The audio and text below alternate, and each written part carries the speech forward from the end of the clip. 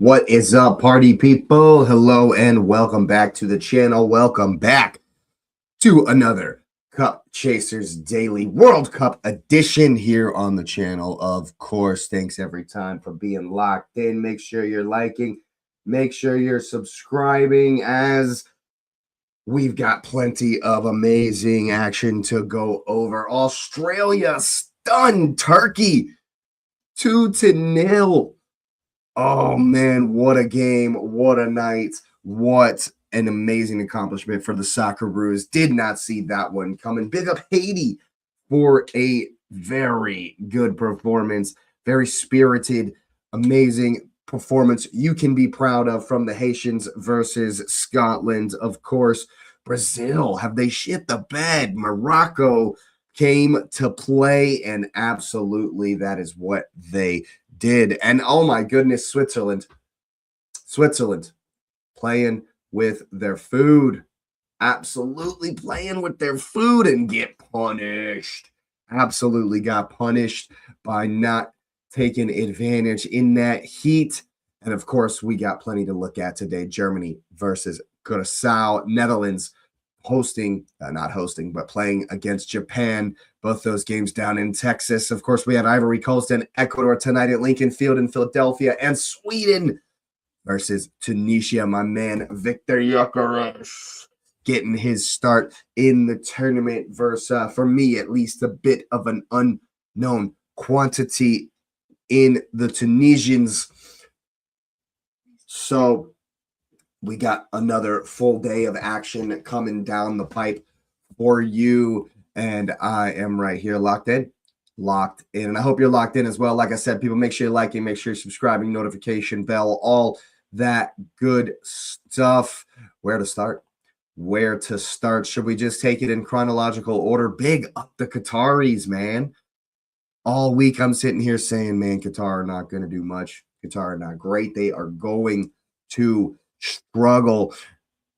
But it was the Swiss who struggled. It definitely looked like to me that once they went ahead, they were like, okay, we should be fine. We got this now. 17th minute pin definitely was a pin for me. And then the Bear is at Mbolo.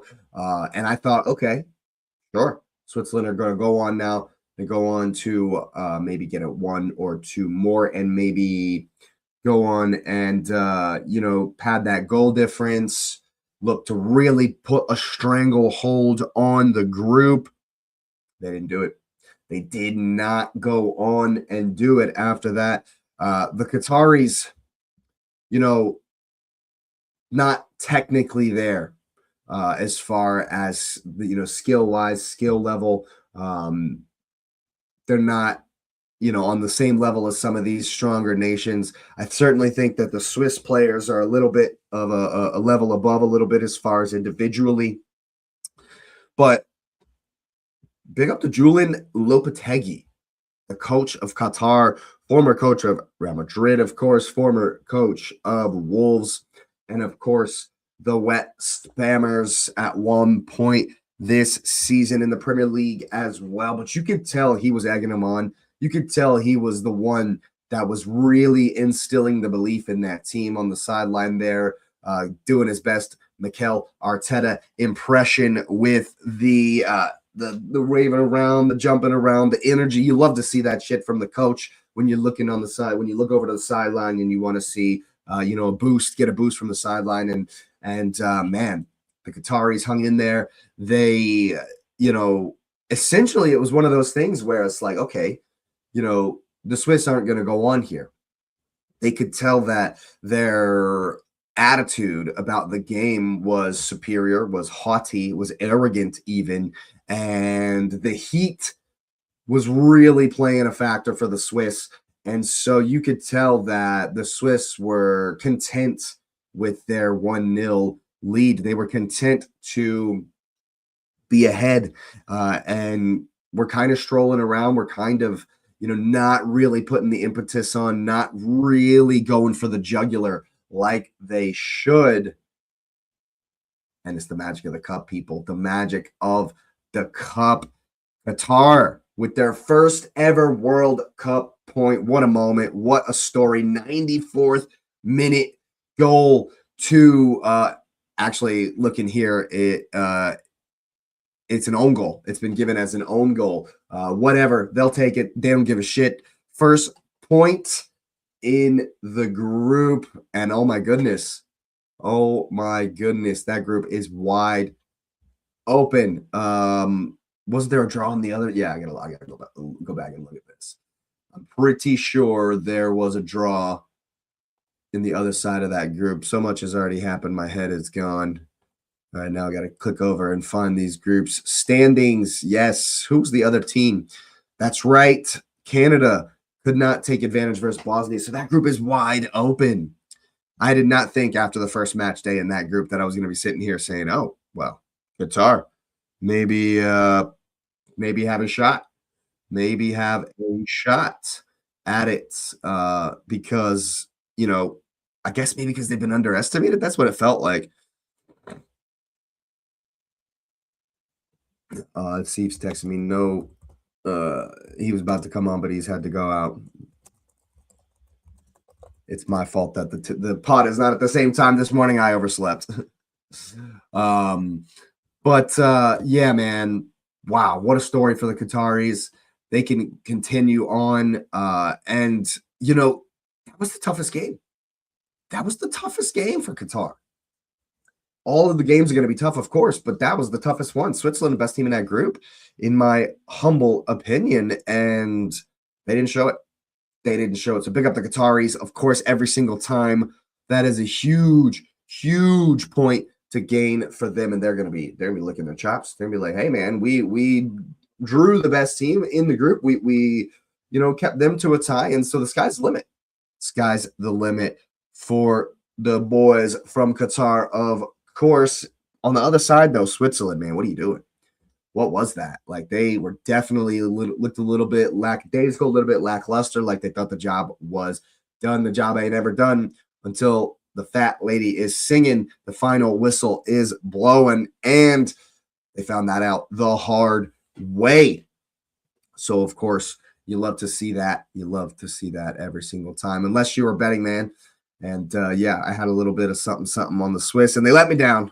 They let themselves down as well. That's for sure. Moving on to the next game, Brazil versus Morocco. What did we watch? They got Morocco, of course. They controlled the ball. They controlled the game. They controlled the tempo. They were the ones, kind of setting the pace. I was very surprised really, the fact that Paquetá started in the center of the midfield for Brazil after such a poor season with West Ham. A horror show of a season with West Ham from Paquetá. I don't like him very much. He's arrogant. He does not have the skill. He's not on the level to be that arrogant, to yell at the referees and stuff and gesticulate and diving all over the place. But yeah, it was very, very interesting that from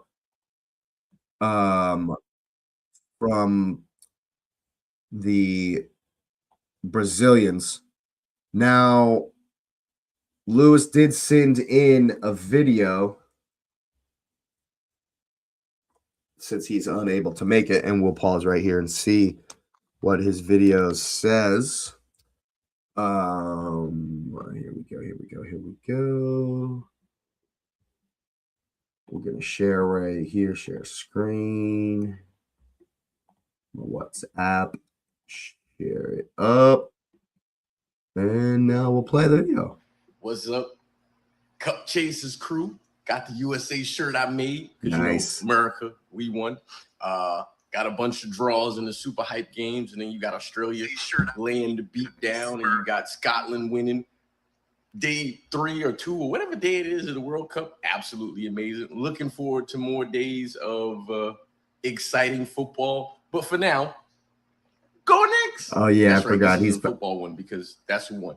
He's celebrating Knicks. I forgot all about that. Yeah, of course, the Knicks won last night as well. It's all going on. It's all absolutely going on. Big up Nez every single time for showing for sending in a video. Thank you, of course. And yeah, man, the Knicks take it. Knicks in 5. I'm sure I have to look up at the news and see if New York City has survived after last night. But yeah, man, I was very, very surprised that Lucas Paquetá started in the middle of the field instead of Mateus Cunha, which is who I would play beneath Igor Thiago, who didn't actually have as great of game as I was hoping as well, which might spell trouble for him. We might see Cunha start down the middle. He came on and looked bright. But the thing is, man, I was very surprised at they were disconnected, and that's what it was. That's 100% what it was the person in the middle of the field, Lucas Paquetá, should be controlling the game, should be dominating the ball, dominating possession, coming to get it, wanting to be the guy that's linking attack to front, that's leaking Vinny, that's leaking Rafinha. Rafinha was a little bit, non-existent in the game. He didn't really have a whole lot of impact, but I really think that Brazil really lacked someone to connect front to back. That's supposed to be the Paquetá. That's supposed to be Lucas Paquetá. That's supposed to be his his job in that team. And I knew as soon as I saw that was not going to be the case. He is not good enough to be doing that for Brazil, in my opinion. And so I think that's what cost them. Of course, we got to take a look at the Morocco goal. I mean, Big Gab gets his, I don't know why he started to run this way. I don't know. There's no one over there. And so the ball route one right down the middle, that's not a good look. Not what you want to see from the Arsenal man. But Saibiri, however you say the dude's name. What a finish. What a run. Right down the pipe. Good finish. Great moment for him. World Cup goal, of course. You love to see that. The joy there. I mean, that's what it's all about, right? But yeah, I was definitely surprised at how little of the ball Brazil had, actually. I was surprised that they weren't able to get their foot on it, pass it around, and, really put their stamp of authority on the game. In fact, it was the other way around. In fact, it was 100% the other way around. The Moroccans got on the ball. They were influencing play. They were dictating what was going on. They were the ones that were pushing things. They were the ones that were trying to make things happen. And it was interesting. It was a very interesting way to see that. I did not expect that. I thought it was going to be the other way around. But, we've seen now that Morocco picked right back up where they left off. No fear. Don't care who we're playing. We're going to play our game. We're going to do our thing. And that's exactly what they did. It took a Vinicius stunner, a great play, a great goal from Vinicius Jr. to cut inside, smash it home just to get the draw, because I thought Morocco were the better team. And, that leaves Scotland on top of the group after my man John McGinn gets the goal. First World Cup goal for him. He's had a great season with Villa, of course, winning the Europa League and then coming in here and getting a goal for the flag. That's what you love, of course. And I think that I think Scotland were a bit surprised by how Haiti played. I was surprised by how Haiti played as well. Of course, everyone's been overlooking them, saying, oh, they're the minnows of minnows here in this tournament, and then a little bit of an eyebrow raiser when they beat New Zealand in the warm-ups, the 4-0, but I think Scotland still were a little bit surprised by how aggressive they were, how, willing they were to get forward and get in your face and cause trouble, cause problems. I was very, very happy to see that, man. You love to see the minnows just coming with a devil may care. We're here. We did it. We're already champions because we've made it here. Now let's go out there and put our best foot forward and show what we can do and who we are. And I think Haiti absolutely did that. That stadium was rocking, man. There was a ton of Haitian support, and also a ton. The Tartan Army was out, man, in full force. What a game that was. There was a ton of people in that stadium. You'll love to see the support there from the Scottish and the Haitian contingent. Yeah, man, you love to see that. It was very, very very happy to see that yesterday in all the games yesterday where I was expecting there was a heavy favorite. There was a team that I was expecting to do something. They didn't do it. That was kind of the theme of the day, man. The teams that I were expecting to go out and get it and get after it did not. They absolutely did not. And I think that maybe we won't say that Scotland weren't at it. They definitely were playing well, but I think they were a little bit surprised by the verve, by the intensity, by the willingness of the Haitian players to really get at them and really go forward. Unfortunately, I think for the Haitians that would probably have been their easiest game. This is a nightmare group for them in their first tournament since 1974. But you love to see the passion. You love to see them fight for the flag and really played hard and definitely availed themselves. Definitely hold your heads high after that game. Definitely worked hard. And we want to see more of that. Brazil didn't come out and do their thing. So, maybe they'll be a little bit surprised by the Haitians. I don't expect anything less than a Brazil win in that one. And I expect Morocco to be just as tough for them, but you love to see them getting some recognition on the international stage for absolutely being a surprise in this tournament so far. Surprise package to the Scottish and to everyone else. And so I'm looking forward to their games going forward as well. But that does leave Scotland on top of the group, with Morocco in second place, Brazil in third. I don't know why. Maybe that's on like one of the farther down the line, whatchamacallum's tiebreakers is why Morocco's in front. Probably like yellow cards or something at this point after only one game, but it does stand Scotland, Morocco, Brazil, Haiti in Group C. Now, the next game, Group D, Australia versus Turkiye. Man. Big up the Socceroos. Big up Australia. I definitely thought that this game was going to go way differently. Once again, they came out, no fear, not worried about all the noise, the hype, not really worried about what Turkey can do. We're going to come out. We're going to play our game. Of course, my man Anton over at Fire Them Cannons, make sure you locked in over there. He was at the Socceroos Stadium down in Australia for the watch party. Sent me some videos, sent me some stuff that brought a tear to the eye after the Australians win the game, which, I mean, with that win and a 2+ goal difference, I mean, book your ticket. Book your ticket. Australia into the next round with this win over Turkiye. Man, I don't think Turkey were expecting the speed. That's what it was, man. It was the speed on the counter. Australia were sitting back, soaking up the pressure, letting Turkey do their possession game with Arda Güler at the heart of everything they were doing. Personally, I think he's a little young. And so I think that, a little bit inexperienced on the world stage. Even though, yes, he's a Madrid player. Yes, he's played in Champions League games, of course, has that experience. But this is a little bit different. This is some different gravy when you got the flag on your chest, the pressure of the World Cup raining down on your shoulders. And I don't think Arda Güler played bad. I thought he was decent. But I think Australia did very, very well to limit Turkey's golden, really good chances, gilt-edged chances. I don't think Australia really allowed them to get any high percentage shots.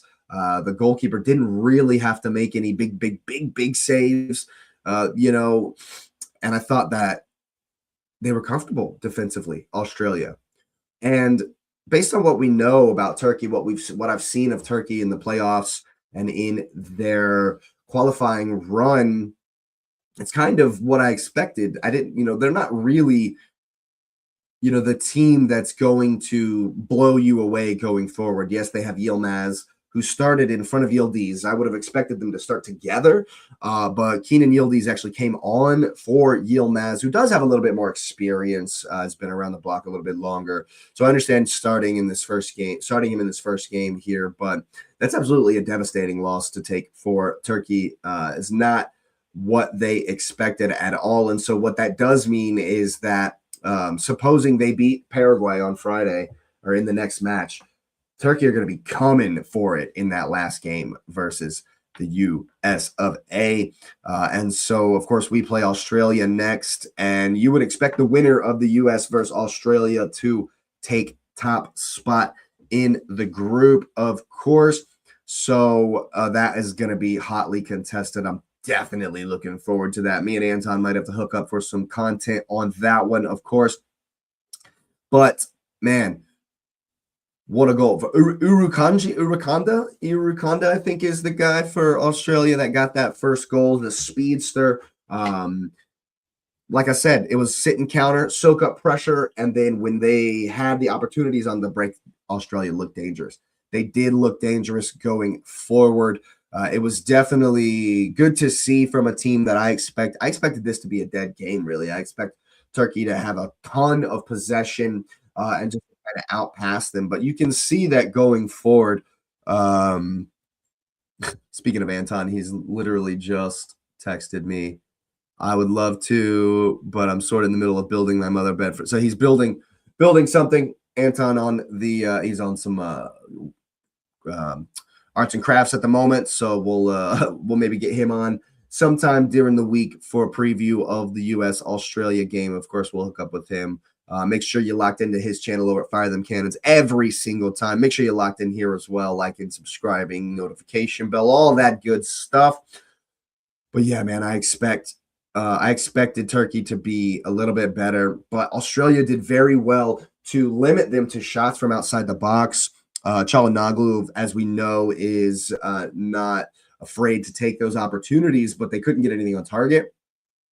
And Australia were comfortable in defense, I thought.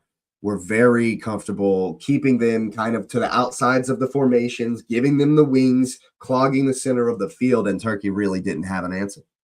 Really didn't have an answer for that, and they struggled against the speed of Australia's counter attack.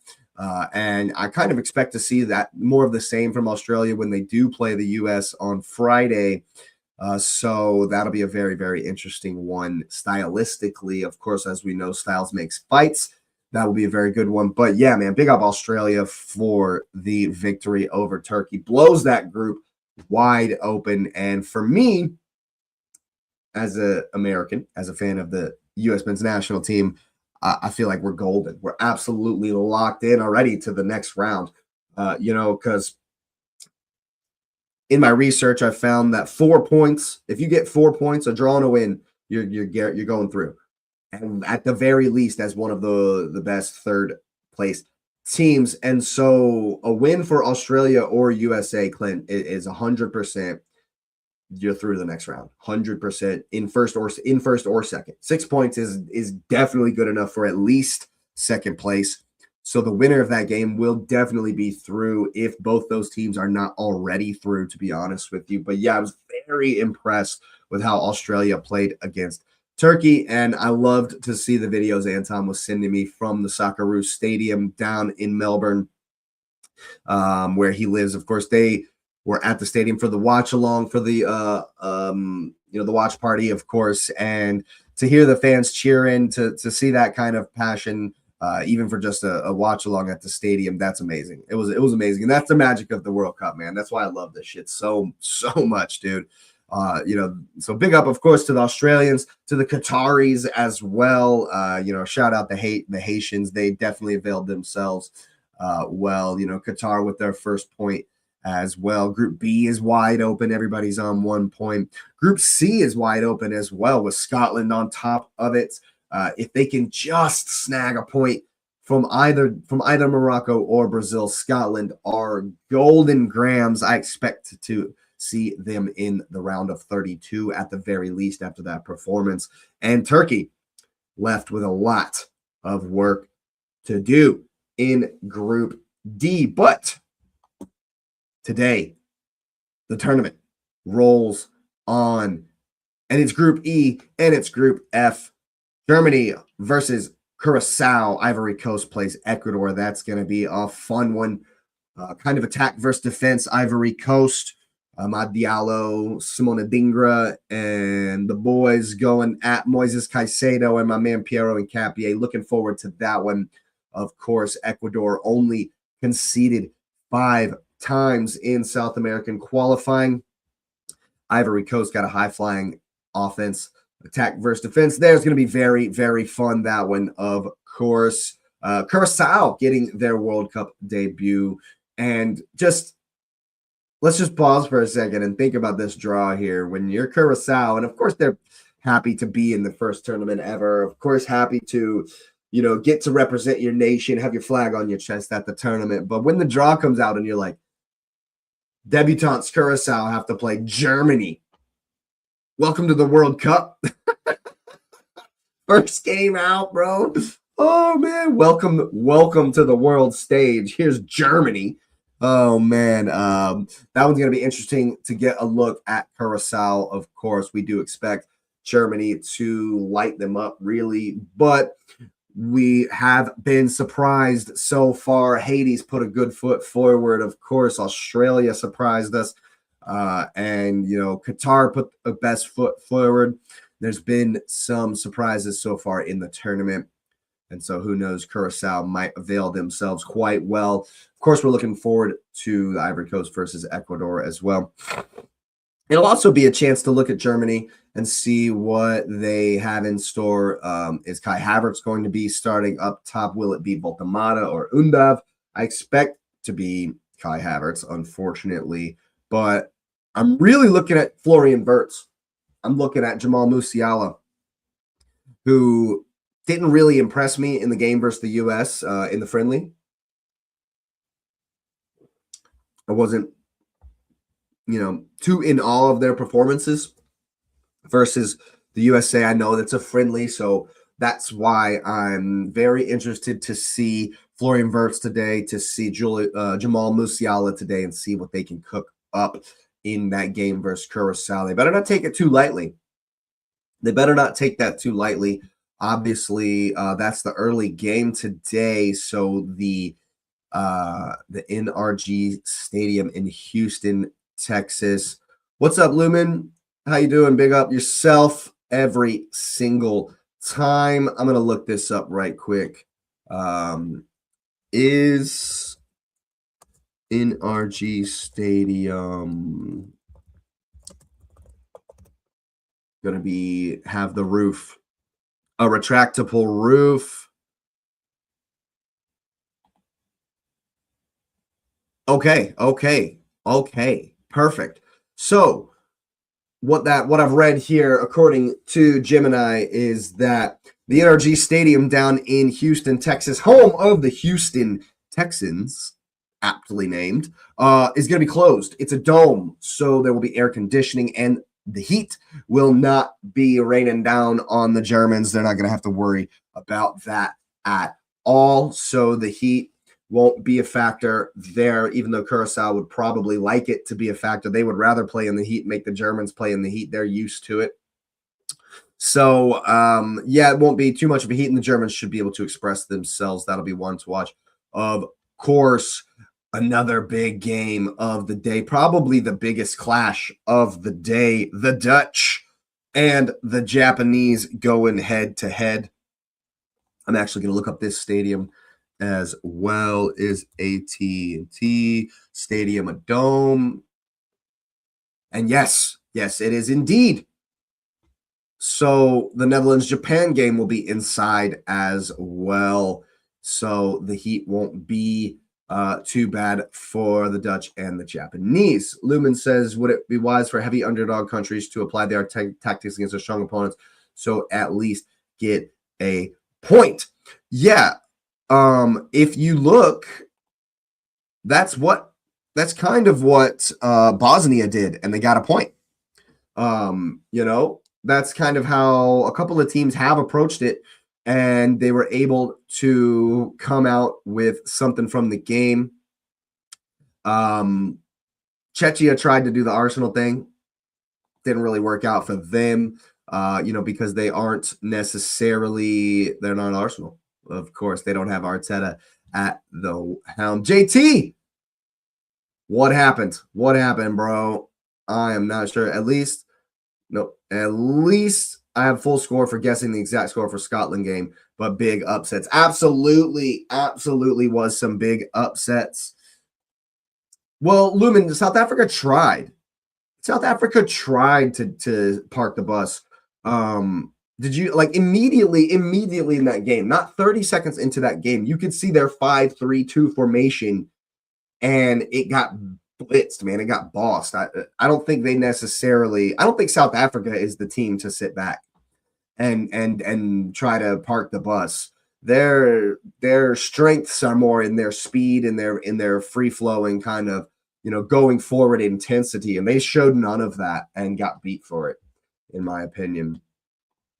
Yilmaz and Yildiz for fantasy. Glad I didn't. Turkey are finished. Turkey are finished, in my opinion. That's a good call.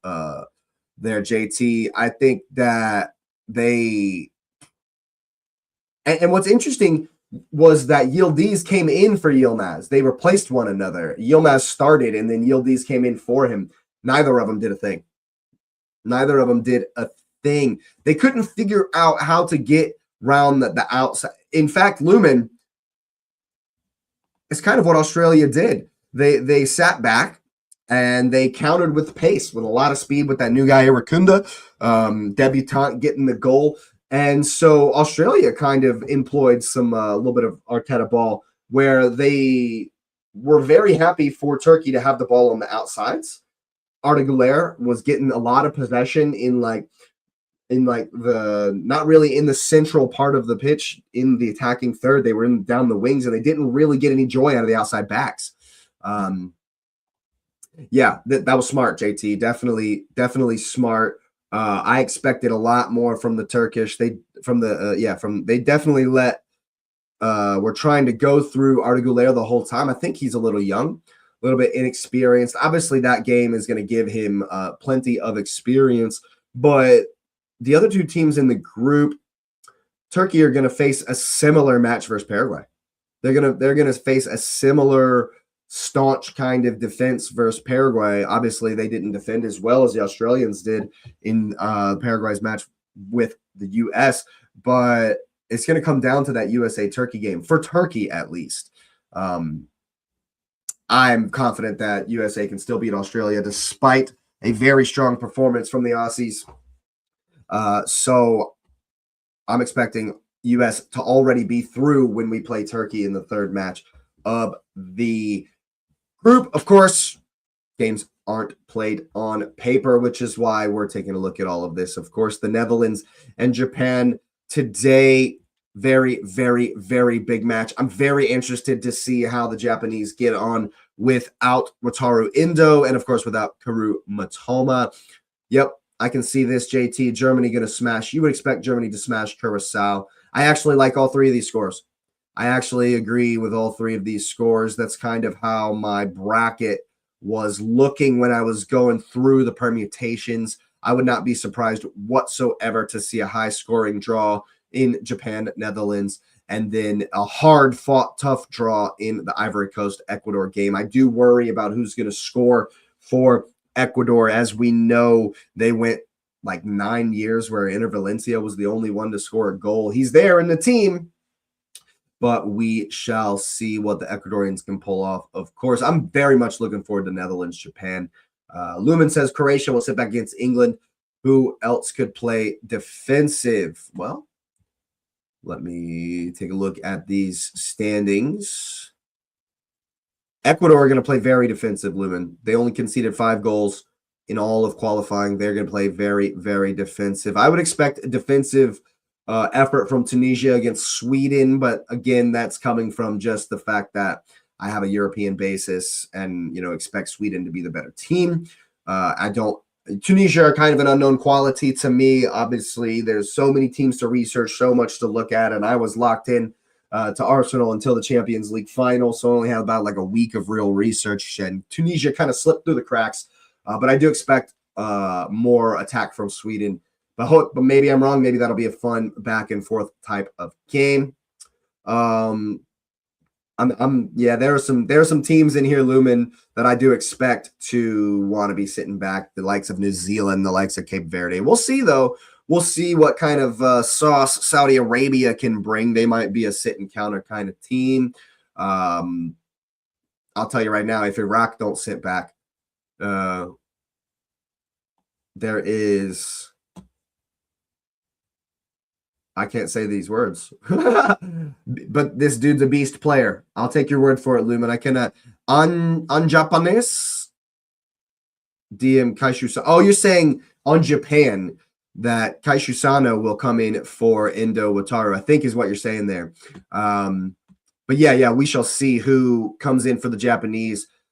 Big boots to fill of Kurumatoma, of course. You got Kobu there, so they do got some stars, some players that can pick up the slack.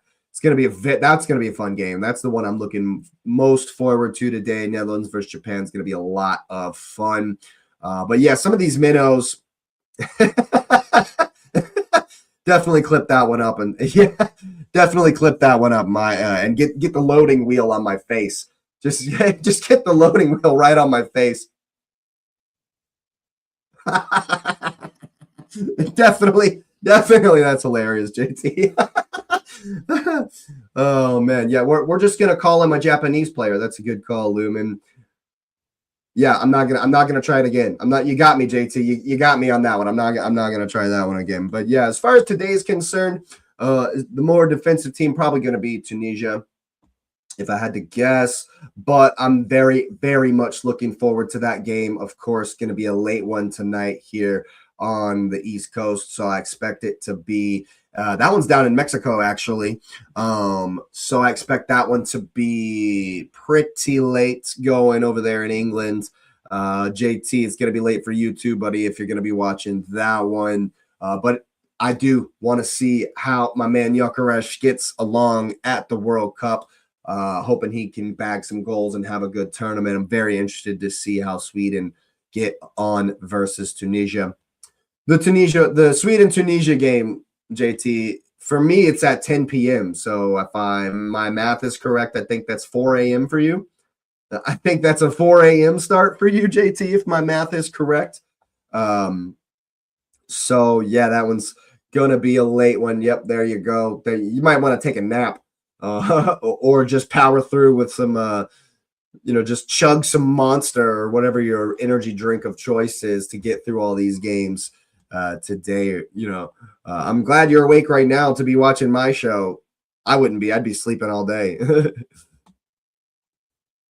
Yeah, well, you told me one time that Slovakia was an hour past England, and the time difference between where I'm at and England is seared into my brain from watching all of the Premier League, of course. So the 5-hour difference to England, and that's how I just base everything else on my time zones in Europe. And it's always interesting to me to think about this schedule, because in Europe, you can drive from one end of it to the other, in so much less time than you can here. I once took a road trip from Jacksonville, Florida, so the East Coast, all the way to, well, I wasn't going all the way to Los Angeles. I went to Austin, Texas, and it took me like 2 days. Like 2.5 days to get to Texas. Obviously, I didn't drive straight all the way through. My buddy Brian once did that drive all the way from Northern California to Charleston, South Carolina. So legit West Coast to East Coast, and it took him like 50 hours. Yeah, it is. The US is so huge. That's why last night the Turkey game was at midnight for me. It was at midnight for me. But it was 9 o'clock. It was a 9 o'clock kickoff in California where that game was. There are 3 time zones spanning the U.S., which is why all of this is so convenient. It's so conveniently timed for me, right? Because all the California games it's like still daytime over there, but say I'm 3 hours past California. So like I'm like 3 hours later than California. And so all those games that are kicking off 9 o'clock, no, it's only 3. Well, actually, there are probably parts of Alaska and Hawaii that might be into a 4th time zone. that might be into the next time zone, actually, to be honest with you, because technically Hawaii is part of the US. So and then Alaska is the size of Alaska is crazy to think about. Like if you start comparing the size of stuff, the size of like the in land mass, not necessarily looking at like populations and big cities and stuff, Alaska is like almost as big as Europe as well. Most of it's like uninhabited. It's like mostly like snow and ice and mountains and polar bears and shit. But it's humongous. It's so big, and so there might be extra time zones that far west from me. But yeah, that's why this tournament's definitely been convenient on the timing. But I'm definitely looking forward. Like I say, I'm looking forward to all these games. I'm very interested to see what Curacao can show me. And as far as predictions and stuff are concerned, what Tunisia can do is going to be very important as well. I always felt like watching kind of different people in California and Florida felt so huge. Yeah, it's way different. It's certainly way different. It's only 3 hours, but yeah, yeah, man. My sister-in-law actually just took her family out to Alaska. They did a cruise and stuff. They actually went to the North Pole, JT. They actually went and saw Santa's workshop. I got some pictures with some of my nieces and nephews that went out there with her, who are they went to like Santa's actual workshop. There's like and they met some reindeer and stuff. I was so jealous. And they always go and check in on the Huskies. And they did last time they went out there, actually, they did like a Husky tour where they got on the sleds and the Huskies pulled them along. I was so jealous. Absolutely so jealous. Oh yeah, there's a whole Alaskan cruise line. There's like a whole cruise line. All they do is Alaska cruises. And it's so cool because like Anchorage is really far south. If I'm getting my geography right, like on the coast, Anchorage is really far south. So you can get on a ship in Anchorage and go all the way up the coast, almost to the Bering Strait.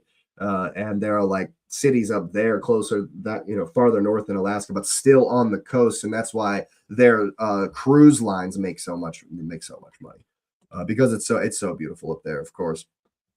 But yeah, man, I'm absolutely pumped about today's action. Oh goodness, normally I try to keep this show around about 30 minutes. We've ran about 15 minutes over. Yeah. Well, not the North Pole. They didn't go to the North. I misspoke. They didn't go to the actual North Pole.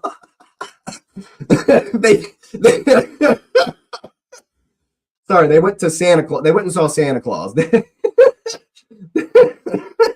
actual North Pole is quite difficult to get to.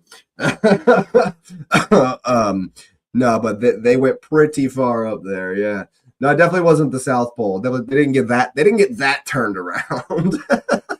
But no, yeah, it's definitely worth trying to get over there to Alaska to see some snow, some Huskies, some reindeer, all that good stuff. But I'm really, really hoping for more excitement today. Definitely, I think the biggest things to look out for are how Japan are going to get on. Who's going to start up top for the Netherlands? Probably Cody Gakpo, much to the chagrin of our man Asif here on the channel. But yeah, I'm definitely locked in, definitely looking forward to it. And make sure you got that notification bell on, people. I'm definitely feeling the love on my my shorts for each of the videos. The Brazil game was disappointing, JT. I was I wasn't happy to see Gabriel get twisted up, and definitely wasn't happy to see. It's Lucas Paqueta's fault, man. I agree.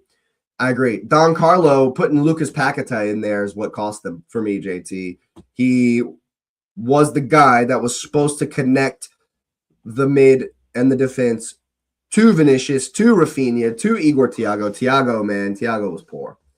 Well, that's what Ancelotti does. That's what Ancelotti is, man. That's why everyone's like, oh, he's so good at being a Galactico type coach to the big names, the big stars. And it's like, well, his style is just, okay, here's a loose formation.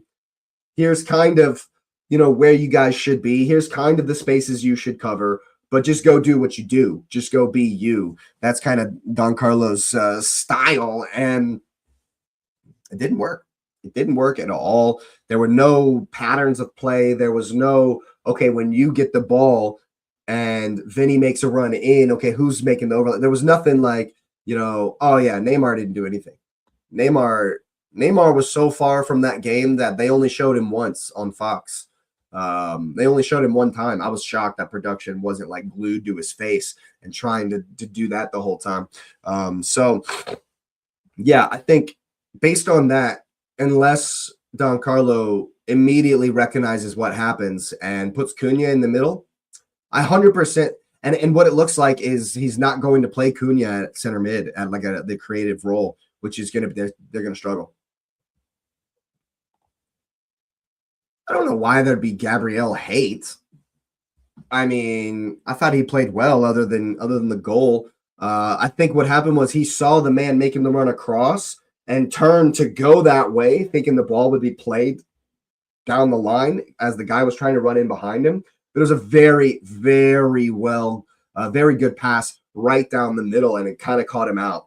So you got to give credit to the Moroccans as well, man. They dominated the ball, dominated possession, and did not care what Brazil came out to do. They're like, look, we're going to play our game and play their game. It was Brahim Diaz who put the ball through, and of course we know he's got the quality. And so big up the Moroccans as well for that one. Arteta is world class. If Gabriel is so shit, according to the rivals, without his system, they can't get both. Yeah, hey, somehow, some way, during the World Cup, when the club football is as far away as it could be, Arsenal still receiving hate. The Arteta derangement syndrome is out there, people, and it's stuck in people's brains. Oh my goodness. Can't even get past the Arsenal hate when we're wearing our flag. People, as Terry would say, yeah, for real. As Terry would say, big up Terry Flewers, of course, from the Football Terrace. Go touch some grass, people. Come on, man. Come on. Go outside. Take some time off. Take some time off. We're all here together for an international tournament, for the biggest. We all love the game. Take some time off, bro. You don't need to be hating on Arsenal during the World Cup. Can we at least get a month off?